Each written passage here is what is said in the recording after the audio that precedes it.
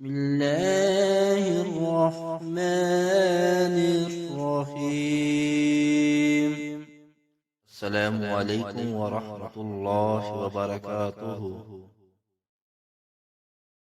کا کی ذات پر محبت سے ایک بار درود پڑھ لیں.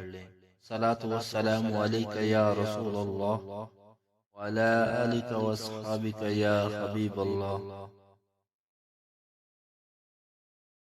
ابو ہریرہ رضی اللہ عنہ سے روایت ہے کہ رسول کریم صلی اللہ علیہ وآلہ وسلم نے فرمایا کہ شیطان آدمی کے سر کے پیچھے رات میں سوتے وقت 3 گرہیں لگا دیتا ہے اور ہر گرہ پر یہ افسون پھونک دیتا ہے سو جا، ابھی رات بہت باقی ہے.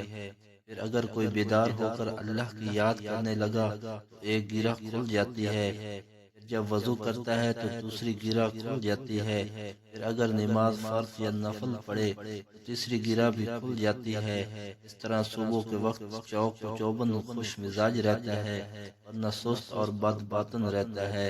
حدیث نمبر 1142، صحیح بخاری.